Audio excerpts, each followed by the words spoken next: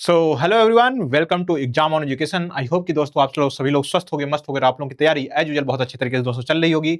मैं विवेक सिंह आप लोग का बहुत बहुत स्वागत करता हूं। बच्चे, आज के इस इंपॉर्टेंट सेशन में इंपॉर्टेंट क्यों रहने वाला है, क्योंकि हर साल कहीं ना कहीं देखोगे कि भारत में हजारों लाखों की जनसंख्या में बच्चे आईटीआई करने के बाद अप्रेंटिसशिप करते हैं, लेकिन उन कुछ गलतियां करने की वजह से उनका अप्रेंटिसशिप कहीं ना कहीं एक साल के लिए बेकार हो जाता है, या कहीं ना कहीं उनको अप्रेंटिसशिप करने से ही रोक दिया जाता है। तो क्या क्या वो गलतियां हैं जो कि बच्चे आपको अप्रेंटिसशिप के दौरान नहीं करनी है, इस बात को आप लोग जान लीजिएगा। क्योंकि और अप्लाई कैसे करना है, किस वेबसाइट से जाकर के करना है अप्रेंटिसशिप के लिए, क्या क्या कॉन्ट्रैक्ट होते हैं, उन सबके बारे में एक एक करके हम लोग संपूर्ण चर्चा करेंगे। तो वीडियो को शुरू से लेकर के एंड तक जरूर देखिएगा। और साथ ही साथ में यहाँ पे अगर आप लोग को मैं बताना चाहता हूँ कि एग्जाम ऑन एजुकेशन की तरफ से रक्षाबंधन के तौर पर आप लोग के जो गिफ्ट बेटा वो यहाँ पे ऑफर की जा रही है, जिसमें कि आप लोगों को मैक्सिमम डिस्काउंट देखने को मिल रहे हैं बच्चे। अप टू 1100 तक आप लोगों को ऑफ देखने को मिल रहा है। इसमें चाहे आरआरबी जेईई हो, एसएससी जेईई हो, ओएनजीसी हो, बच्चे आरएससीबी हो, बीटीएससी हो, सभी के सभी जो बीटीएससी वाले हैं ना, आईटीआई वाले जो छात्र हैं बेटा, सभी लोगों के लिए डिस्काउंट है। तो यानी 1100, मतलब आप बोलोगे सर कोर्सेज की दाम तो सर 999 रुपए है। हाँ, इसी टाइम पे आप लोग को मिलेंगे, नहीं तो इसके बाद कोर्सेज की प्राइस हो सकता है बच्चों बढ़ जाए। तो इस ऑफर का फायदा उठाइए और अपने रजिस्ट्रेशन को अच्छे से करके उसके बाद फिर अपने बच्चे पढ़ाई में लग जाइए। ठीक है, अब हम लोग बढ़ते बच्चे कि यहाँ पे अप्रेंटिसशिप का लाइफ साइकिल क्या होता है बच्चे। 3 स्टेप्स होते हैं बेसिकली। अगर मैं आप लोग से बात करूं तो 3 स्टेप में होते हैं। सबसे पहला बच्चे होता है स्टेप, वो होता है ऑन बोर्डिंग, यानी शुरुआत। शुरुआती का जो चरण होता है बच्चे रजिस्ट्रेशन से होता है। नैप्स पोर्टल के ऊपर जब आप लोग जाते हो, अप्लाई करते हो, मतलब सॉरी अपना प्रोफाइल क्रिएट करते हो, प्रोफाइल को आधार से लिंक करते हो, फिर उसके बाद ई केवाईसी वगैरह सब कुछ कंप्लीट करते हो बेटा, तब जाकर के आपका प्रोफाइल एक्टिव होता है। ठीक है, दूसरा होता है एक्टिव ट्रेनिंग का दौरान, यानी जब आप कंपनी में जाकर के ट्रेनिंग लेते हो तो दूसरा स्टेप होता है। इसमें क्या क्या गलतियां हो सकती है मैंने अभी इनको शॉर्टलिस्ट करके रखा हुआ। तीसरा स्टेज होता है बच्चे कंप्लीशन स्टेज, जब आप एग्जाम वगैरह दे लेते हो, उसके बाद आप लोग का एनएसी सर्टिफिकेट मिल जाता है। तो ये 3 स्टेप में होता है। सबसे पहले अगर देखोगे केवाईसी और कॉन्ट्रैक्ट फेलियर, मतलब क्या होता है कि अगर आपने किसी भी प्रकार से केवाईसी में आप लोगों ने जो नेप्स पोर्टल है बच्चा उस पे आधार कार्ड या फिर अपने बैंक अकाउंट वगैरह को लिंक नहीं किया है, तो वहां पे 2 प्रॉब्लम देखने को मिल सकती है कि जो आप लोग का मंथली स्टाइपेंड यानी वजीफा आएगा वो हो सकता है ना आए। दूसरा चीज हो सकता है साथियों कि आप लोग का अगर आधार कार्ड से लिंक नहीं है तो वहां पे सर्टिफिकेट वगैरह जनरेट होने में भी प्रॉब्लम हो सकती है। तो यहां पे सबसे पहले अगर स्टेज 1 में बात करते हैं तो साथियों यहां पे स्टेज 1 में अगर बात किया जाए तो नियम क्या बोलते हैं बच्चे कि नैप्स पोर्टल पर प्रोफाइल 100% कंप्लीट और आधार ई केवाईसी से वेरीफाइड होना चाहिए।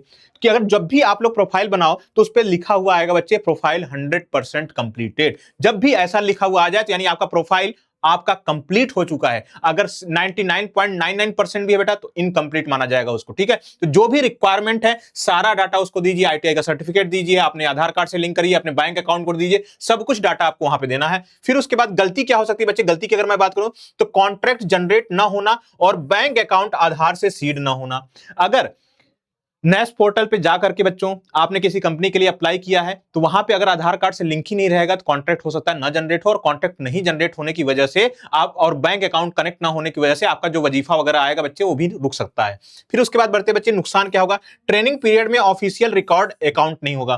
तो ये देखिए बच्चे, सबसे पहला क्या है बच्चे, प्रोफाइल क्रिएट करोगे, आधार ई केवाईसी करोगे, और अगर नहीं करते हो तो यहीं पे रुक जाओगे। कॉन्ट्रैक्ट जो होगा बच्चे अप्रूवल के लिए पेंडिंग रहेगा, और डीबीटी स्टाइपेंड जो होगी बच्चे आप लोग का जो 11,000 12,000 के आसपास जो आती है, एक तरीके से बोल सकते हो वजीफा, वो नहीं आएगी। तो आपको सबसे पहले क्या काम करना बच्चे, इसके ऊपर ध्यान देना है कि 100% प्रोफाइल कंप्लीट होना चाहिए। दूसरा, अटेंडेंस को हल्के में लेना। जब आप ज्वाइन कर लेते हो, ज्वाइनिंग करने के बाद 80% अटेंडेंस क्या होता है बेटा, मैंडेटरी होता है। अगर 80% अटेंडेंस नहीं लेते 80% अटेंडेंस नहीं लेते हो, या फिर इसमें गलतियां ये होने के चांसेस होते हैं बच्चे कि बिना कंपनी को इन्फॉर्म किए अनऑथराइज्ड तरीके से छुट्टी पे चले जाते हो। आपका मन किया भाई, आप आज मेरा मन नहीं लग रहा है, मान लेते हैं कि आप कंपनी में कहीं ज्वाइन किए, आपका आज मन नहीं लग रहा, घर पे जाने का मन कर रहा, आप बिना बताए कंपनी को चले गए बच्चे घर, 3-4 दिन रहे, तो वो क्या किस में काउंट होती है बच्चे, अनऑथराइज्ड छुट्टी में काउंट होती है। तो अगर कहीं आपको जाने की जरूरत भी पड़ रही है तो उस केस में आपको कंपनी को बता करके रिटर्न में दे करके जाना है कि मैं छुट्टी पे जा रहा हूं। जब छुट्टी अप्रूवल हो तभी आपको छुट्टी पे जाना है बेटा। तो यहां पर देखिए, ट्रेड अप्रेंटिस के दौरान कम से कम 80% अटेंडेंस यानी प्रैक्टिकल प्लस थ्योरी अनिवार्य है। डीजीटी का अमेंडमेंट है बेटा ये, है ना।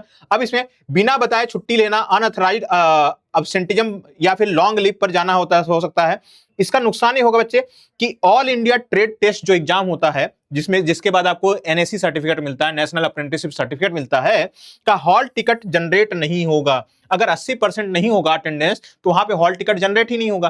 तो एक जितने भी ड्यूरेशन तक आप लोगों ने किया होगा, वो ड्यूरेशन आपका क्या होगा बच्चे, वेस्ट हो जाएगा, जाहिर सी बात है ना। अब तीसरी गलती क्या हो सकती है बच्चे, बिना बताए ट्रेनिंग छोड़ना, यानी एब्सकॉन्डिंग।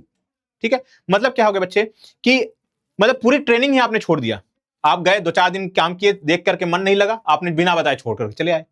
उस केस में क्या होगा, आप कंप्लीटली बैन कर दिए जाओगे। ठीक है, ऐसा किस लिए किया जाता है बच्चे, क्योंकि जब आप रजिस्टर करते हो, रजिस्टर करने के बाद फिर कंपनी में ज्वाइन करते हो, तो वहां पे कुछ ना कुछ चीजें आपको कॉन्ट्रैक्ट साइन होती हैं। तो यहां देखिए बच्चे, नियम है, छोड़ने के लिए पोर्टल पर लेजिटिमेट कॉन्ट्रैक्ट रिलीविंग प्रोसेस का पालन करना जरूरी है। अगर आपका मन नहीं लग रहा बच्चे, नहीं करना है, उस केस में आपको कॉन्ट्रैक्ट रिलीविंग सर्टिफिकेट आपकी जरूरत होती है, आपको नेप्स पोर्टल पे ही मिल जाएगा। ठीक है, लेकिन बिना बताए कुछ भी नहीं करना है। अब गलती क्या हो सकती है बच्चे, कंपनी को बिना बताए कॉन्ट्रैक्ट ब्रीच करके बीच में भाग जाना। इससे नुकसान क्या होता है बच्चे कि नेप्स पोर्टल पर री इंगेज होने से हमेशा के लिए ब्लॉक हो जाओगे।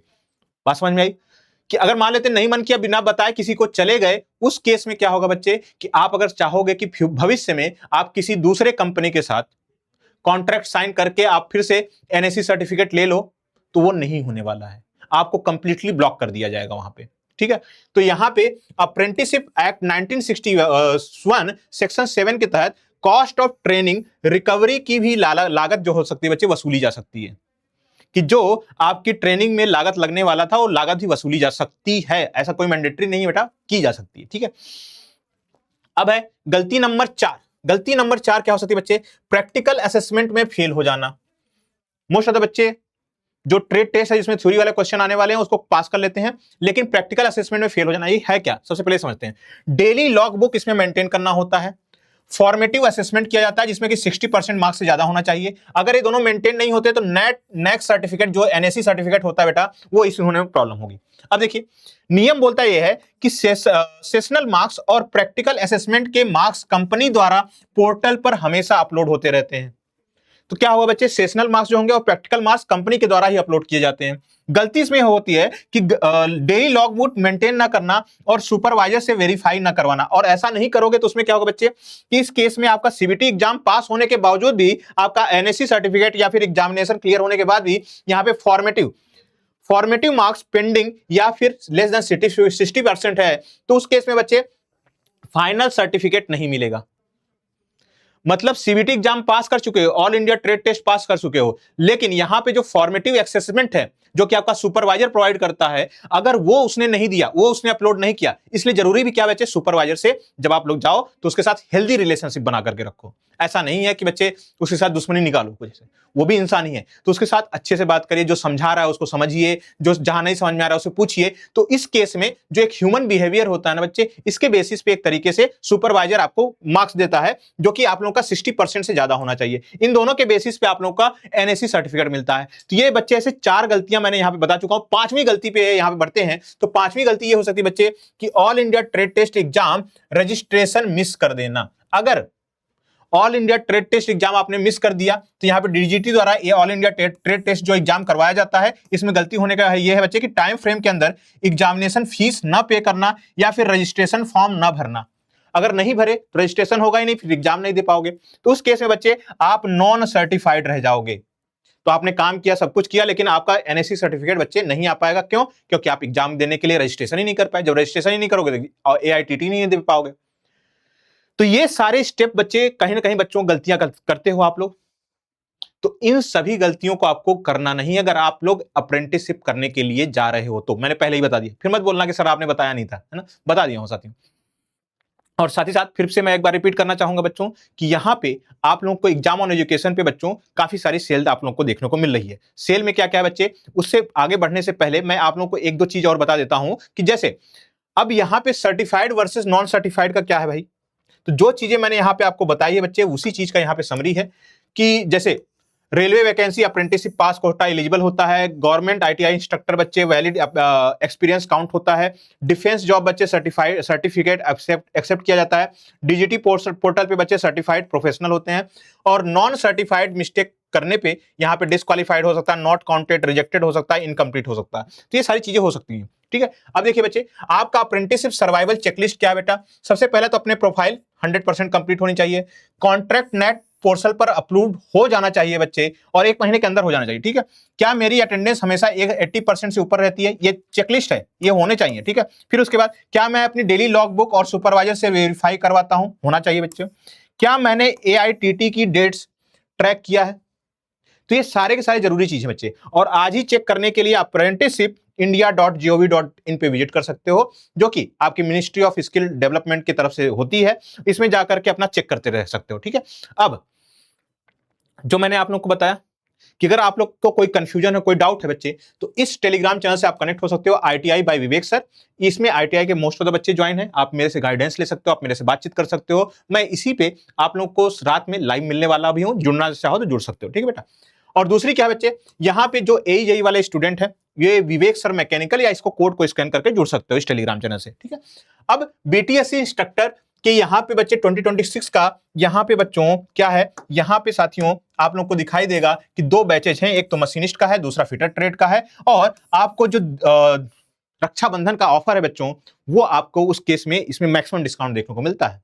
तो कोई भी छात्र अगर हमारे साथी हैं जो कि BTSC से रिलेटेड तैयारी कर रहे हैं, तो उन सभी के लिए बच्चे ये रक्षाबंधन का ऑफर है, और इस ऑफर का आप लोग खूब सारा लाभ उठा सकते हो साथियों, ठीक है। और ये जो कोर्सेस है साथियों, वो कहाँ पे मिलेगी? वो कोर्सेस मिलेंगे बच्चे एग्जाम ऑन एजुकेशन के ऐप पे। और अगर मेरे साथ डायरेक्टली 1-to-1 बेसिस पे बातचीत करना चाहते हो, उस केस में बच्चों इस नंबर के ऊपर कॉन्टेक्ट कर सकते हो। इस नंबर को सेव कर लेना बच्चे, 8368886452, विवेक सर के नाम से सेव कर लेना, डायरेक्टली मेरे पास ही कॉल आ जाता है, ठीक है। बाकी अगर इस सेशन में नए हो बच्चे, चैनल को सब्सक्राइब नहीं किया तो सबसे पहले सब्सक्राइब कर लेना है। सेशन अगर जानकारी बहुत अच्छी पसंद आई है साथियों, तो उस केस में लाइक भी कर देना है, और अपने दोस्तों मित्रों के साथ जरूर शेयर करिए, क्योंकि हम और आप इसी मीडियम के थ्रू कनेक्टेड रहते हैं साथियों। और वीडियो कैसा लगा इसके बारे में कमेंट करके बताइए, और अप्रेंटिसशिप से रिलेटेड कोई भी अगर डाउट है आप लोगों के, तो उस डाउट को जरूर बताइएगा, हम तक उस डाउट का सोल्यूशन पहुंचाना हमारा काम है। तो मिलते हैं ऐसी किसी नेक्स्ट वीडियो में, तब तक के लिए अपना खूब सारा ख्याल रखिए, पढ़ते रहिए, बढ़ते रहिए। मिलते हैं ऐसी किसी नेक्स्ट वीडियो में, bye bye and take care.